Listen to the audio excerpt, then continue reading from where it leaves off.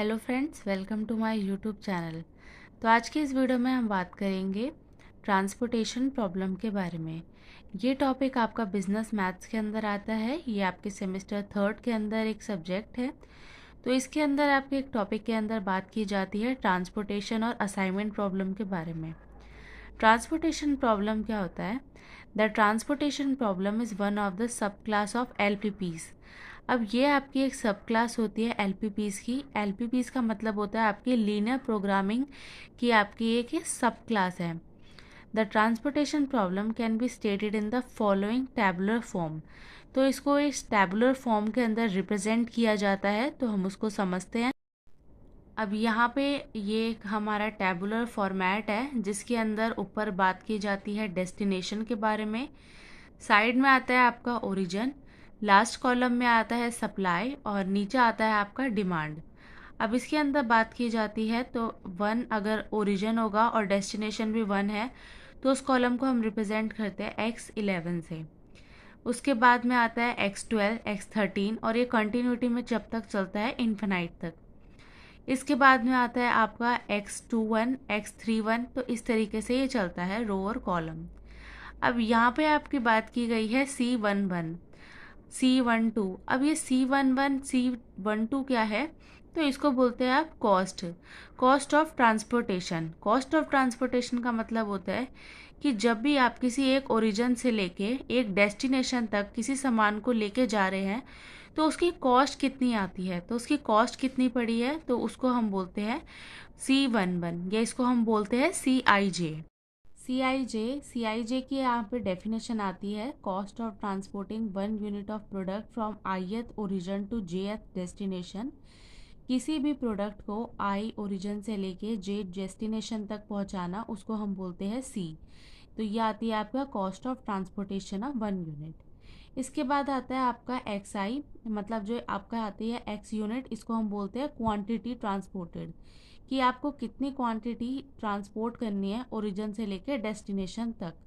तो ये दोनों आती है आपकी सी आई और एक्स आई। अब यहाँ पे आता है ऑब्जेक्टिव। तो ऑब्जेक्टिव ऑफ ट्रांसपोर्टेशन मतलब हम ट्रांसपोर्टेशन क्यों कर रहे हैं, इसका क्या ऑब्जेक्टिव है। Objective is to transport various quantities that are initially stored at various origin to different destination in such a way that transportation cost is minimum।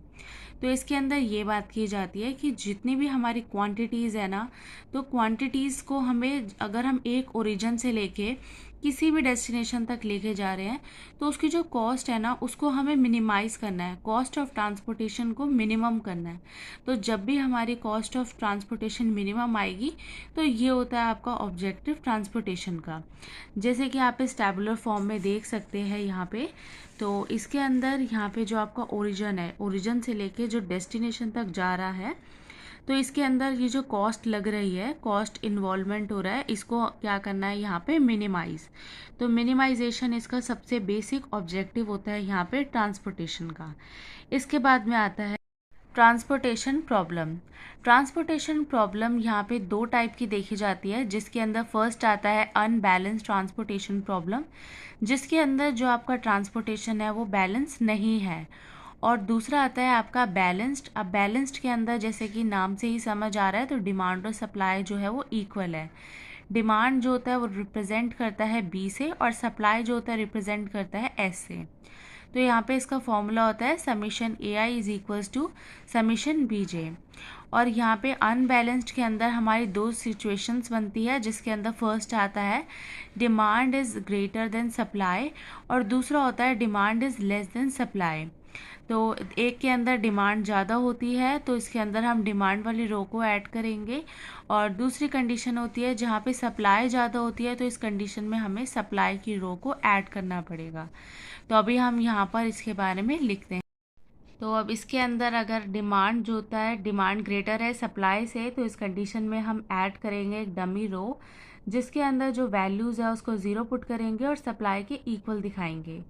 यहाँ पे जो वैल्यू निकलती है डिमांड माइनस सप्लाई से निकलती है, और अगर आपके सप्लाई ज़्यादा है तो उस कंडीशन में हमें एक कॉलम ऐड करना पड़ेगा जिसके अंदर यहाँ पे हमें कॉस्ट वैल्यू ज़ीरो करनी पड़ेगी और डिमांड में माइनस करना पड़ेगा। तो इसके अंदर आता है आपका सप्लाई माइनस डिमांड। तो ट्रांसपोर्टेशन प्रॉब्लम आपकी दो टाइप से देखी जाती है, अनबैलेंस्ड एंड बैलेंस्ड। बैलेंस्ड में आता है आपका demand is equals to supply, and unbalanced के अंदर आपके दो टाइप बनते हैं, demand is greater than supply and second is supply is greater than demand. तो अब इसके यहाँ पर अब हम समझते हैं एक एग्जांपल से। तो यहाँ पे हमने एक एग्जांपल लिया है जिसके अंदर हमने यहाँ पे दिखाया है टैबुलर फॉर्मेट, और इसके अंदर हमने यहाँ पे दिखाया है डिमांड, यहाँ पे है हमारी सप्लाई। तो अब यहाँ पे जितनी भी डिमांड है इन सब की वैल्यूज़ को हम ऐड कर देंगे। तो यहाँ पे डिमांड की वैल्यू कितनी है, 10, 50, 30 और 20। इसकी वैल्यू को अब हम ऐड करेंगे तो ये कितना बनता है यहाँ पे 110। और वहीं पे अगर हम सप्लाई की वैल्यू ऐड करें तो ये बनता है हमारा 30, 40, 20, 10। तो इनका टोटल आता है यहाँ पे 100। तो डिमांड और सप्लाई की वैल्यू यहाँ पे हम करेंगे पुट। तो यहाँ पे जो वैल्यू थी 10, 50, 30, 20, इनका टोटल आपका बनता है 110। और यहाँ पे जो सप्लाई की वैल्यू है 30, 40, 20 और 10, इसकी वैल्यूज़ को अगर हम पुट करेंगे तो ये बनता है 100। तो अब इसके अंदर ये कौन सी सिचुएशन बनती है, आपकी अनबैलेंस्ड की सिचुएशन बनती है, और यहाँ पे आपका डी जो है वो ग्रेटर है सप्लाई से। तो इस कंडीशन में अब हमने यहाँ पर एक यहाँ पे ऐड किया है एक रो, जिसके अंदर अब हम यहाँ पे जो इसकी वैल्यूज़ है वो यहाँ पे अब हम पुट करेंगे। तो यहाँ पे अब हम ऐड कर देंगे ज़ीरो वैल्यूज़ यहाँ पर अब हम पुट कर देंगे। अब जितने भी यहाँ पे सप्लाई की वैल्यू थी वो हम लिखते जाएंगे यहाँ पे 30, 40, 20 एंड 10। अब यहाँ पे हम पुट करेंगे डिमांड की वैल्यू। तो डिमांड की वैल्यू है 10, 50, 30 और 20। अब इसकी वैल्यू थी यहाँ पे 110 और इसकी वैल्यू थी यहाँ पे 100। तो अब हम इन दोनों की वैल्यूज़ को अगर हम लेस करेंगे तो यहाँ पे हमारा आता है 10। तो ये जो 10 आता है इसको अब हम यहाँ पे वैल्यू को पुट कर देंगे। तो अब इससे क्या होता है, यहाँ पे ये हो गया है बैलेंस। अब यहाँ पे इसको आप टोटल करेंगे तो भी बैलेंस आएगा, और यहाँ पे ये भी आपका बैलेंस्ड हो चुका है। तो यहाँ पे जब हमने वैल्यूज़ को जब 30, 40, 20, 10 और 10 को ऐड किया तो ये भी 110 बन गया, और 10, 50, 30, 20 इनको ऐड किया चार वैल्यूज़ को तो ये भी आपका 110 बन गया। तो ये हो गई आपका बैलेंस। अब जब भी इस टाइप की कंडीशन आएगी तो सबसे पहले आपको यहाँ पे बैलेंस करना पड़ेगा और उसके बाद में यहाँ पे क्वेश्चंस को सॉल्व करेंगे। अब यहाँ पे जो आपकी दूसरी कंडीशन बनती है इसके अंदर यहाँ पे सप्लाई ज़्यादा है तो इसको हम ऐड करेंगे 50, 20, 10, 30। तो इसका टोटल यहाँ पे बनता है 110। और यहाँ पे अब हम ऐड करेंगे 10, 20, 30, 40। तो इसका टोटल यहाँ पे बनता है 100।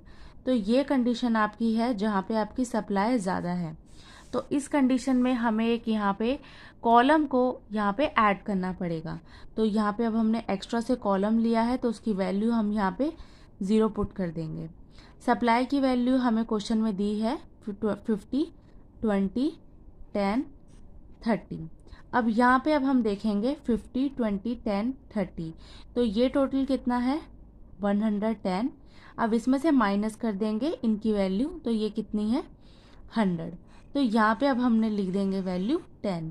अब इसको आप टोटल करेंगे तो ये भी बन गया आपका 110 और यहाँ पे इनका टोटल भी बन गया 110। तो इस टाइप से इसको हमने किया है यहाँ पे बैलेंस।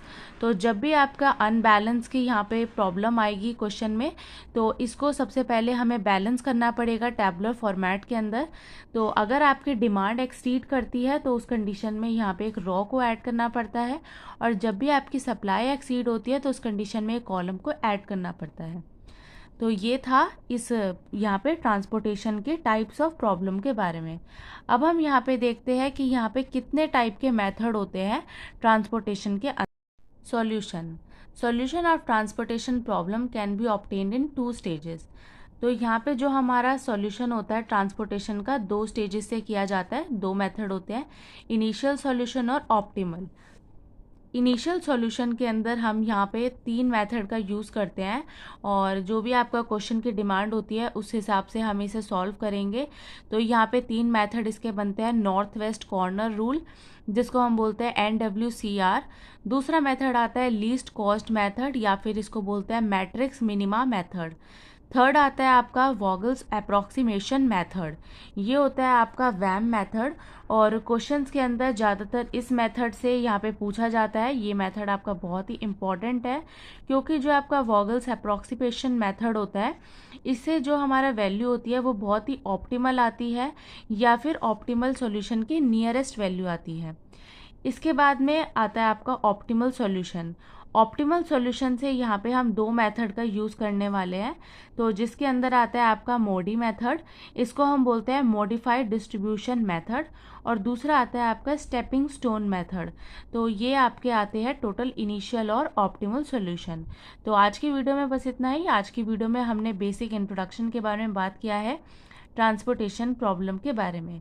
अब इसके अंदर हमने यहाँ पे बात की है मेथड्स के बारे में।